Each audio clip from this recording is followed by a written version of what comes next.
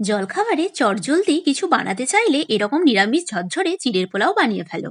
এটা বানানোর জন্য কড়াইতে সর্ষের তেল দিয়ে প্রথমে বাদাম, একটু কাজু আর কিশমিশ ভালো মতো ভেজে নেবো। এটা ভালো মতো ভাজা হয়ে গেলে একটা পাত্রে তুলে রেখে ওই তেলের মধ্যে কোচানো আদা আর কাঁচা লঙ্কা ফোড়নে দিয়ে আদা আর কাঁচা লঙ্কাটা একটু ভাজা ভাজা করে নিয়ে একে একে মটরশুঁটি জিরি করে কেটে রাখা গাজর, ছোট্ট ছোট্ট করে কেটে রাখা ক্যাপসিকাম আর অল্প কোচানো বিনস দিয়ে সমস্ত কিছু নাড়াচাড়া করে পরিমাণ মতো হলুদ আর পরিমাণ মতো নুন দিয়ে সমস্ত কিছু ভালো মতো নাড়াচাড়া করে ভাজা ভাজা হওয়ার জন্য ঢাকা দিয়ে দেবো।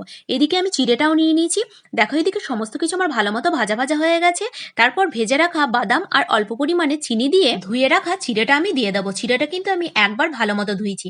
চিড়েটা বারবার ধুলে কিন্তু কাদা কাদা হয়ে যাবে, এতে চিড়েটা একদম গলে যাবে। তারপর সমস্ত কিছু ভালো মতো ভাজা ভাজা করে নিলেই তৈরি চিড়ের পোলাও। শীতের যে কোনো রকম সবজি দিয়ে তোমরা এই চিড়ের পোলাওটা করে নিতে পারো। ঝটপট করে একবার নিরামিষ পদ্ধতিতে এরকম ঝরঝরে চিড়ের পোলাও বানিয়ে ফেলো।